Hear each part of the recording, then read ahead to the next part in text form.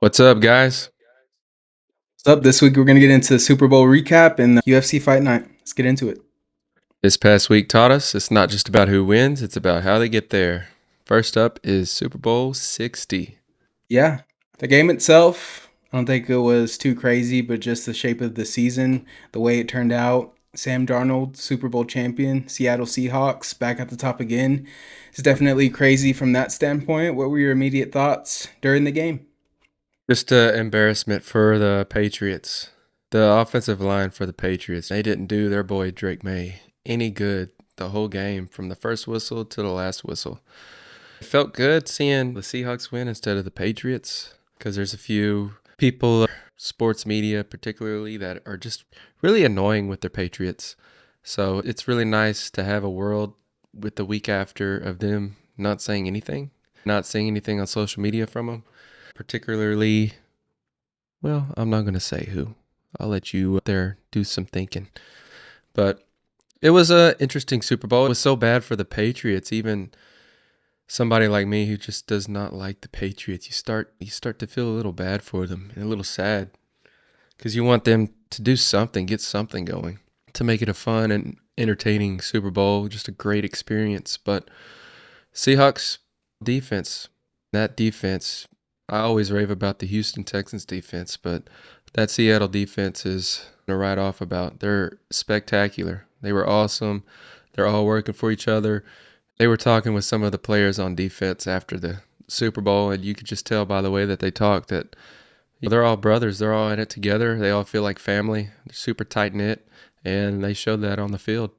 Completely agree with you. Just from the Pat standpoint, it just looked like they were barely hanging on from the very start. I think we'll talk about kind of our key matchups and keys to victory that we talked about last week, but just to touch on it now, Will Campbell, that was a matchup we were definitely keeping our eye on. I think he ended up giving up 14 pressures that night, and you pretty much just can't have that if you expect to come out of there with a win. So that was pretty crazy to see. And then, yeah, just Drake May, it didn't look like it was his best game. The Seattle secondary, they were just locked in, man. The whole Seattle defense as a whole just looked like they were flying around the field. I agree with Kenneth Walker being the MVP, but if there was a way to make that defense the MVP, I would definitely do so. Definitely one thing that stuck out to me during the game was we talked so much, and maybe you've got me biased, maybe you've brainwashed me here, but talking about the Houston Texans defense being generational, and man, just like the Seattle Seahawks just seemed like they just skated under the radar to me for some reason. I know they had a really great defense, one of the top ones in the NFL for sure. And then we know about Witherspoon and Marcus Lawrence, all of those guys on that other side of the ball. But really seeing that full game from them, probably only seeing two or three Seattle Seahawks games this year. So watching them play the way they did, super inspiring, super great. That's the first time I heard the name, the Dark Side Defense. I love it. And it's really exciting to think how that team's going to shape up. It's a pretty young team, young coach, and it looks like they're going to be pretty good for some years to come. So that's pretty exciting from that standpoint. But just on the game as a whole, like we said, there wasn't a lot of offense, especially from the Patriots. Another thing I'd like to, or honorable mention, the kicker for the Seattle Seahawks. That dude was lights out. He was, if you could do another MVP, he'd be getting one as well. Yeah, that punter was on point. If Kenneth Walker didn't get the MVP, if the defense didn't deserve the MVP, then the punter, by all means, give that dude an MVP, make him the first kicker to win that award. But like you were saying, this team is really young. They had a rookie in their defensive back, Eamon Warray or something like that. Gosh, I can't believe I don't remember his name. But they used him more of as a hybrid player. So defensive back, they put him in the nickel, so he's more of like a linebacker slash safety slash corner.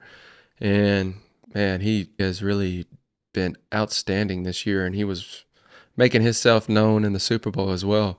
And then they had a few rotational players on that defensive line step up. There's another rookie, I don't remember his name, big, buff, chubby white guy. He just bull rushed the center for the Patriots offensive line and got a sack on Drake May, 1 of 6. So that defense is really good, and the offense didn't do much at all. They didn't do anything. The Patriots were in this game, crazy to say, up until the fourth quarter where Sam Darnold threw that touchdown pass to the tight end. So the Patriots were there. They just couldn't get anything going on offense. And another crazy thing is the Seahawks, they're top 5 in cap space for this upcoming offseason. So they still have a lot of money to work with, and they can make a lot of moves to improve that team that's already the best team in the league. So it's going to create an exciting, intense offseason. Yeah, definitely. Like we said, they have the world at their fingertips right now. So to see what they do with it here in the future and throughout this draft process is going to be really exciting to watch. Any other things or topics you wanted to go over from the Super Bowl before we get into these key Yeah, I want to go matchups? over a little bit of stats just to show how dominant. If somebody by chance didn't watch the Super Bowl, Seattle defense, they had 6 sacks, 2 interceptions. They held the Patriots scoreless for 3 quarters. That was, I think, the first time in 30 or 40 years that has been done. The Super Bowl. Their third down percentage, 6 of 15. They're hovering around 35, 40%.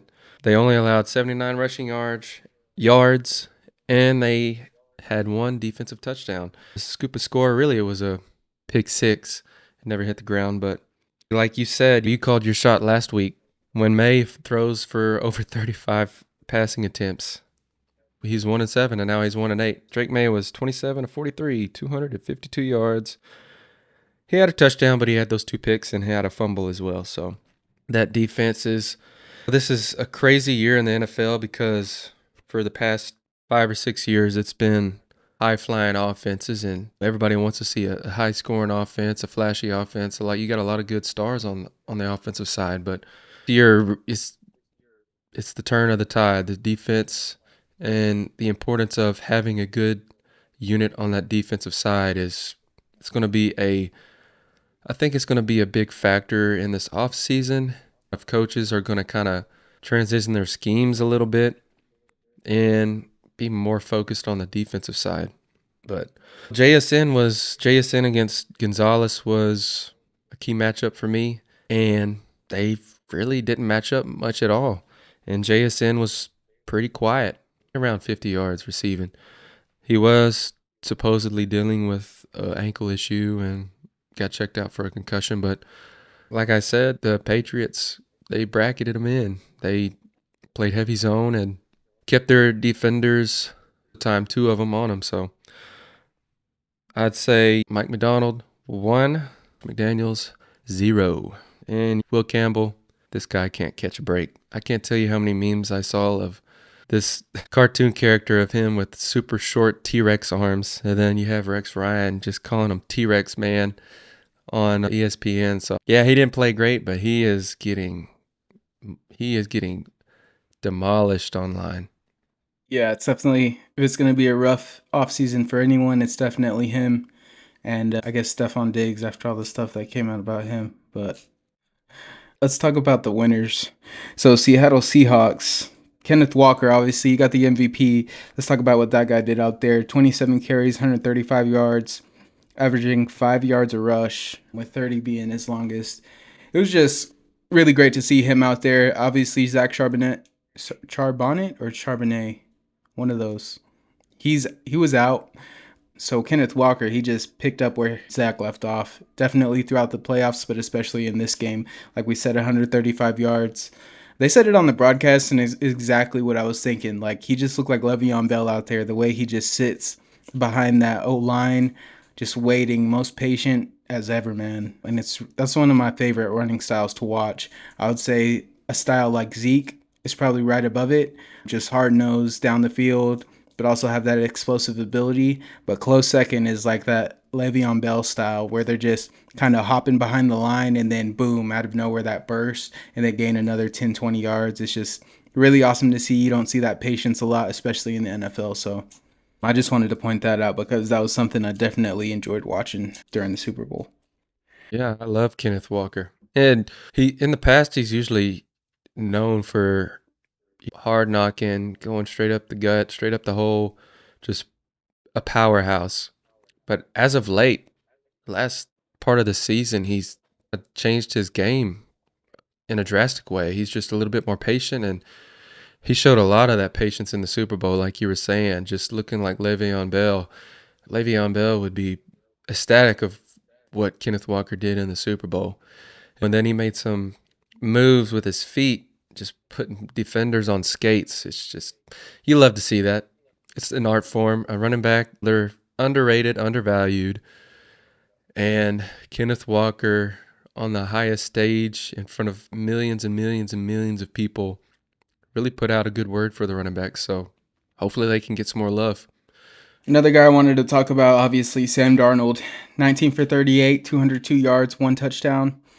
What can you say about this guy? When I think about the season, the way it took shape, the one thing I think I said to you right before we started filming is, man, Sam Darnold is Super Bowl winning quarterback. Like, it's just insane. I think last time I felt like this was Nick Foles, that whole situation, but this just feels like even more crazy because he did it for the whole season, you know? So that might make less sense because we saw it. We saw what he could do the season before throughout this season, but just to be able to climb that mountain, even when you're performing at your best, is a really tall task. And he was able to do it despite all the haters, the people not believing in him, his failures, the memes of him seeing ghosts, all that crazy stuff, and just be able to be here at the pinnacle of the sport and just to do it so humbly and the way he's done it, man.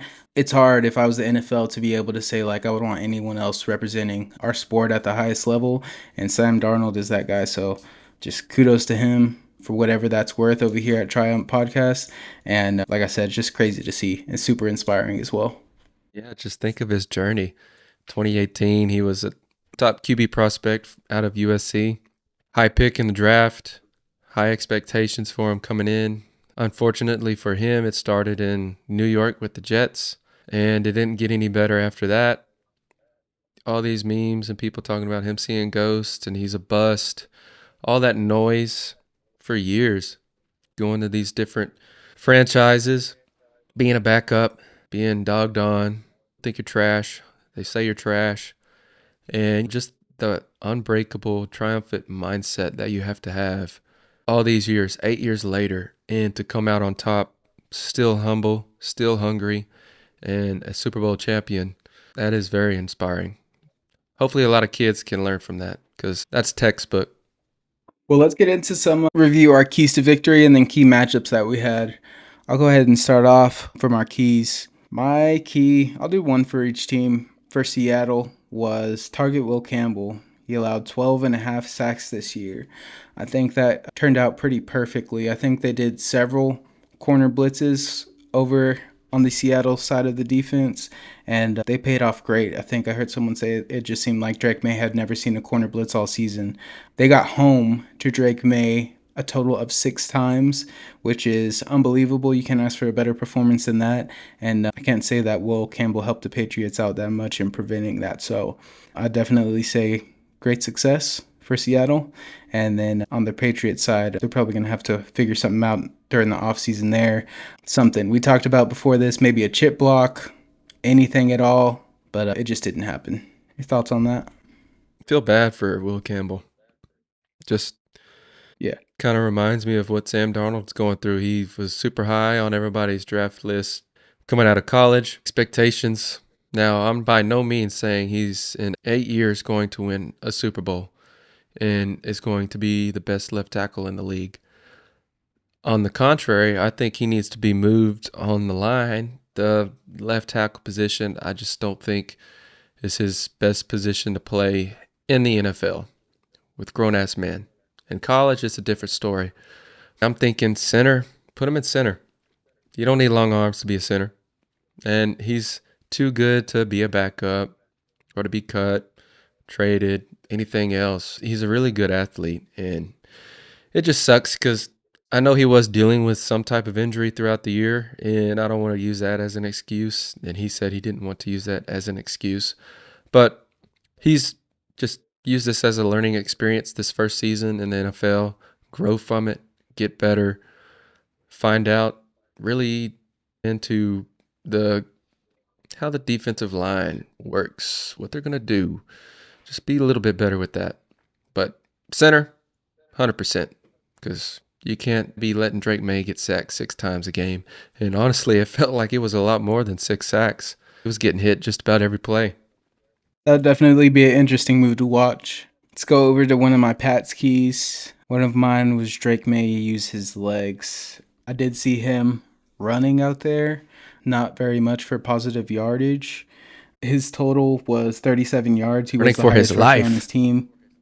Yeah, with 5 carries. Just to be pretty blunt, that's not how they wanted it to play out, right? I think another one on my Seattle side was Drake May make him throw 1-7 with more than 35. I think you said that before as well. This game just didn't shape up at all how they wanted it to go, and it's just hard to do anything when as soon as you get the ball, someone's sitting there right in your face, and Drake May on the other side is just pretty much he looked like he was the one seeing ghosts out there. We heard the footsteps of the corners coming in from both sides, and it's just hard to get anything going when you're in that position. So, yeah, that's pretty much what I have for the keys to victory. Pretty much shaped out how we predicted here. Yeah, we finally got some right. Mhm. Yeah. Only took what? But What episode is this? it 10, 11? 11. Yeah, only took 11 episodes. It's not too bad. Hey, but we did it. All up from here. And really, you thinking they brought those corner blitzes Seattle did because they got the Patriots behind the line of scrimmage in a long distance territory for the first down. It's really more, I'm thinking that Drake May, yeah, he's at fault, but the play calling and the personnel, it's just like they never learned. They never really changed anything. So Seattle, their base for the front four, they're only bringing four most of the time, and they're getting all that success and pressure from those four. And then they get you behind the sticks, and then they bring in these blitzes and then these corner blitzes. And those front four, when they're only rushing four, that creates a lot of gaps. And as a QB who can run like Drake May, I thought we were going to see a lot more of that, but that just didn't happen whatsoever. So I'm guessing that's just because they kept getting behind the line of scrimmage and behind the sticks. So I'm leaning more on it being Josh McDaniels' fault. I thought they were going to go in with quick passing game, short passing game, and really stretch the defense out from sideline to sideline, and we didn't see that happen at all. They tried to run it a few times. They did a couple screens, and they worked, and then they stopped running. They stopped going with them, and these different types of screens that they could use, and they focused more on drop back passes, and then that was all she wrote after that.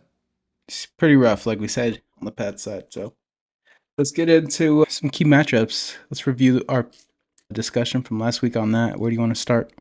JSN versus Gonzalez. I was thinking JSN was going to play a bigger part of what Seattle was trying to do offensively. But really, Mike Vrabel and that Patriots defense, they took away Seattle's number one player on offense, like we were thinking they would. So JSN, he had a solid day. Actually, Cooper Kupp was the leading receiver for the Seattle Seahawks, which is crazy. You love to see that for Cooper being cast out from LA and going into Seattle, and his first year in Seattle winning a Super Bowl, so that's awesome for him. But Gonzalez, he made two outstanding that I can think of passes defended.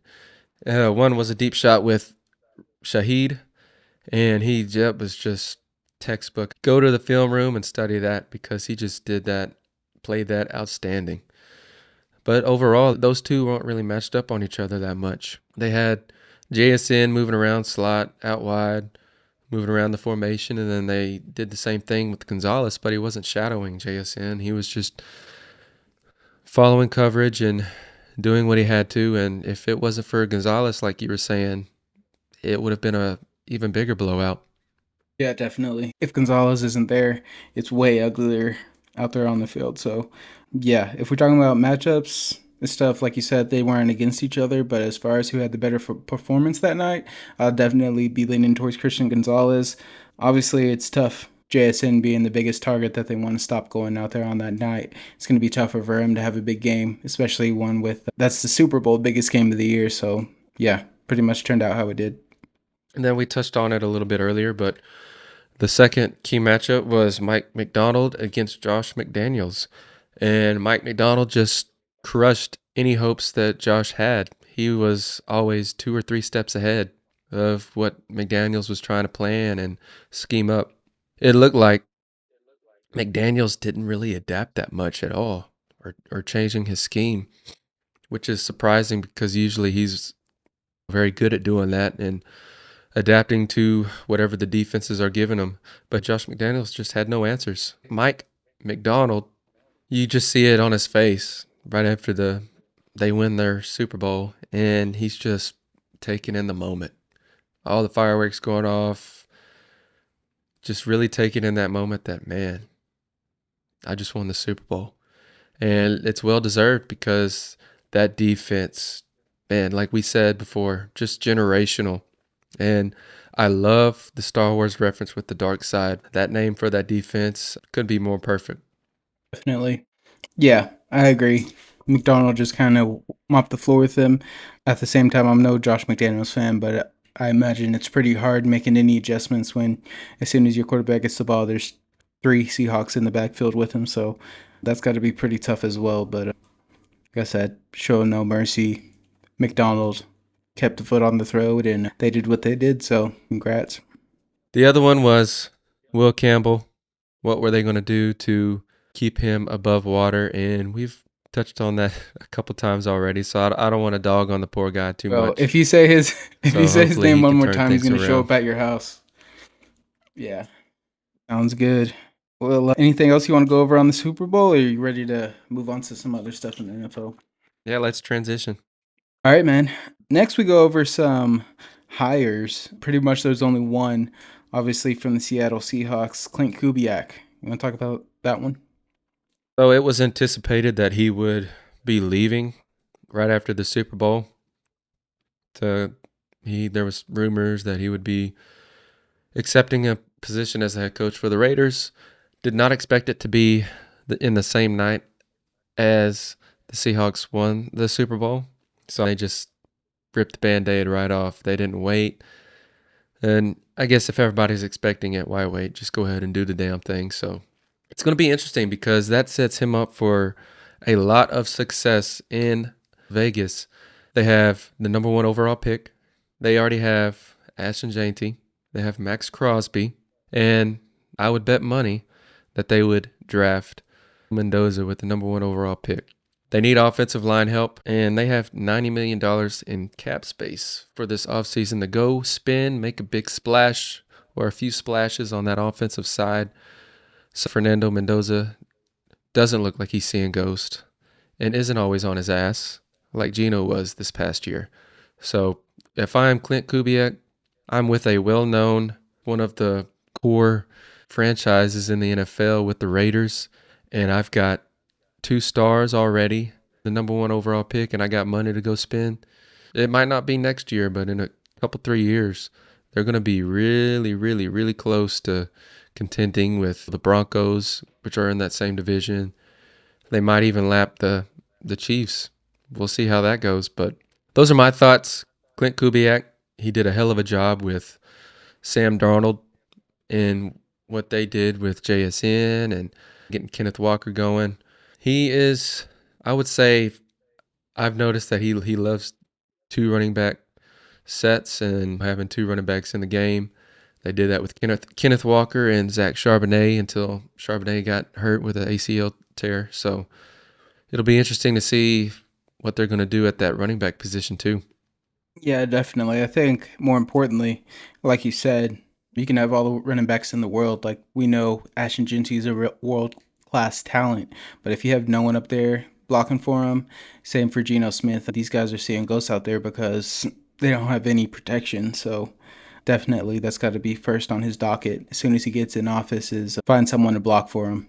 Can't have any doubts about where his focus needs to be when he gets at the head of that organization and getting ready for the draft. That's definitely going to be his top focus. Another spicy news thing with the Raiders is allegedly Tom Brady was told by Max Crosby that he will not play with the Raiders. He would rather retire than play with the Raiders. I think this is a power move. The man's frustrated. He is not happy. He just got shut down this past year, the last game of the season. He ended up having surgery anyways. The man is pissed. Wants his money. and he's going to get his money. He holds all the cards, in my opinion. And the Raiders would be very dumb to give up a star Pro Bowl player like Max Crosby. So I don't think he's going anywhere. They're going to pay the man. They got 90 million cap space. So he's staying in Las Vegas. Yeah, it's a tough one for me. I definitely think if you're the Raiders, what's your real serious outlook on when you're going to be able to contend and what's going to make Max Crosby happy? Because money's only going to last for so long. It's only going to keep him happy for a certain amount of time. So, Max Crosby, he's 28 years old. He's still very young. But at the same time, we're talking about probably, besides Myles Garrett, you could probably get the biggest haul in the NFL from this guy at this point. So, if the guy really wants out, you're looking at second year Ashton Genty, Fernando Mendoza, and then how many first round picks are you going to get from him? Two and some change, maybe two firsts and two, a couple twos, couple threes. That's a serious haul, and that can reshape your organization. So I wouldn't be too quick to close the doors on not trading Crosby. But yeah, either way, the way I look at it for the Raiders, it's got to be a win-win. You just got to know if, like, okay, we're keeping Max Crosby, we're going to win in the next 2 years, 3 years, because that's going to make a difference. Or if you're like, all right, we got to kind of settle in. We've got like a 4 year to build a team that can be consistent and really make a difference, which maybe isn't the way they're thinking because you've seen the teams that had really quick successes after new coaching hires and the way the NFL has just been wide open the past couple of seasons. So you really have no idea what's going through Mark Davis's head at any point in given time. So it's going to be really interesting to see what they decide to do out there. I do think in the end that I really do think they're going to trade him. I think if they're staring two firsts and a handful of other picks, then they're staring those in the face. It's going to be hard to say no at the end of the day. So I think someone's going to be able to give up a haul like that for Max Crosby. And I think ultimately the Raiders are going to make that decision. Who do you think would be a suitor? Off the top of my head, here's the thing. I know nothing about cap space, cap salary, or anything like that, but I know someone who could use a really good defensive end is the Jacksonville Jaguars. They were super close this year. They I got hate to Liam hear that. Cohen. Yeah, I know you do. But man, just imagine that offense with what they've got going, and then down the opposite side of the ball, you put Max Crosby, a real disruptor. That can really change any team that he goes on. So to see him go to an already contender like Jacksonville, who's really missing a piece like that, that would be really nice to see.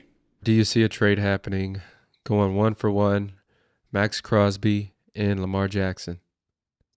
Do you think his pull is that big? Absolutely not. You're talking about a two-time MVP, like someone that can change your organization drastically. We're talking about a quarterback. He touches the ball like every single play on offense. So I would definitely say there would have to be something else behind it coming from the Raider side. If you're getting Lamar Jackson, come on. Yeah, that's a pretty easy question for me. Lamar Jackson, there's very few quarterbacks I would take over him with just his talent. Because with Lamar Jackson, you give him a running back, give him two good receivers, one good receiver, and you're in the playoffs. When we're talking about winning playoff games, going to the Super Bowl, that's tough. I don't think that's all on him. I think that's pretty much situation. I think at Lamar Jackson's core, he's a winner. So you have a quarterback like that that's just a natural born winner who's arguably the most talented quarterback in the league. Yeah, I love Max Crosby, but when we're talking about quarterbacks and value versus defensive end, I think it's pretty obvious that Max Crosby, there's going to have to be some picks behind that for that trade to happen. Yeah, for sure. I could see somebody was saying it was so stupid, but I could see Max Crosby, first pick for Lamar Jackson, maybe first rounder next year. I can see That's that what I was actually thinking. happening, it just That's what I was thinking with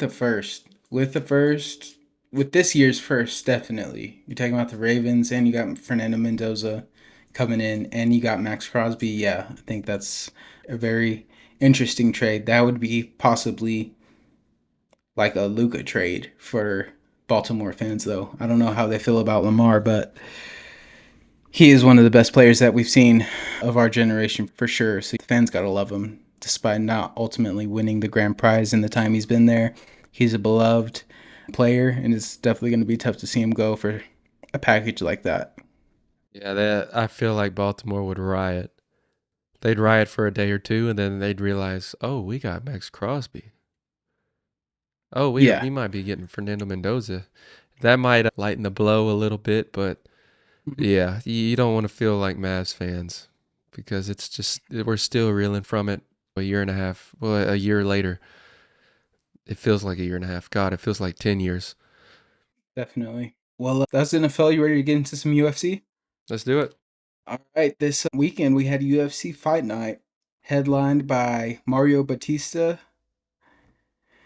and Vincius Oliveira. Ultimately, Batista was able to pull out the win. Just a masterclass, dominant performance. Vincius pretty much, to me, looked like he was out of his league. It was his really first big fight of that caliber. Mario Batista just looked like he just pretty much shows that there's levels to this, and he's pretty much right back into contention coming off of that recent loss. So it's gonna be really interesting to see. We talked a little bit about this before. This guy was top five most hated in the UFC after dominating, or excuse me, beating Jose Aldo in his retirement fight, which a lot of people thought that he should have lost. Pretty much just holding him right against the fence, being a extremely boring fighter. And that was pretty much his fight style, but he pretty much changed it up this time. He was super active. He was throwing hard shots. He looked like he was really trying to inflict damage on Oliveira. And pretty much, yeah, just dominated the fight. Looked really good. He looked the best that we've seen him so far in his career. So it's going to be really exciting to see what he's able to make of that. Second on the main card, I'm going backwards now, but Kyoji Horiguchi versus Amir Albazi. Unanimous decision win for Kyoji. This was my fight of the night here. Just being able to see Kyoji Horiguchi just maintain that quality, if that's even the right word, throughout the years. He's definitely an older fighter. I think it's been 8 years since he had his title fight in the UFC. He's been a Ryzen, Bellator, all the stops, and he's right back here. Same as, I don't want to say same as he was because he's just competing so much better. He looks like he's getting better with age. He looks so fast on the screen. His shots look hard. He moves so well, and it's going to be really exciting. I say go ahead and give this guy the title shot just because how great he looked out there. So that was my thoughts on that fight. Who's in that Do you have, flyweight? Who's in yeah, that? Who's in that flyweight division? flyweight? Your champ is Joshua Van. That was where we were watching Alexandre Pantoja versus Joshua Van. That's where Pantoja broke his arm, if you remember. Then kind of threw him, pushed him Yeah, off. Yeah, and he broke his arm. So we're talking Joshua Van here. I would love to see Joshua Van versus a veteran like Kyoji Horiguchi. That would be like the new guard versus the old guard, and it'd be fireworks in my opinion. that would be awesome. I do like Van H Town. Right. Another interesting fight on the card I wanted to talk about: Michael Olechechuk versus Marc Andre Barrios, unanimous decision win. He looked really good this fight. You saw him in several big fights. One against Kevin Holland where he ended up getting his arm broken, but he looked really good in this one. So it's going to be interesting to see where he goes. 22-9 at this point in his career. I don't know if we're talking about title hopes or anything like that for him yet, but definitely an exciting fighter. Someone I always want to keep an eye out when I'm watching fights. So pretty much those were the three big fights that I wanted to talk about off of this card. Did you have anything to add on those? I think we're really pretty much holding out for the next big one, which is Strickland Hernandez on the 21st. Yeah, I'm ready for that one next week. I feel like a complete bum. I totally forgot. Just these are a new fan UFC growing pains. I completely forgot. Shame on me. Won't do it again.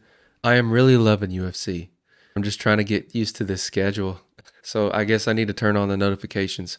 But you just said it. That last fight matchup, Michael.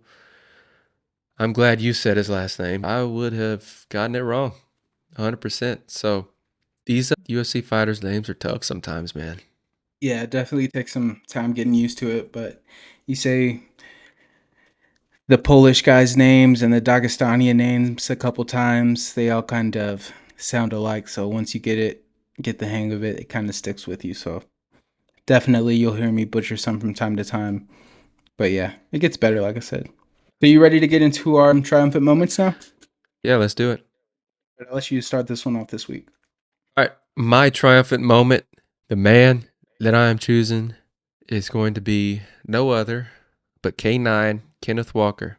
And call me a sellout. Say, oh, that's easy because he won the MVP in the Super Bowl. But I'm looking at this from another perspective, a different perspective. He was drafted in 22. That was his best season rushing that he's had.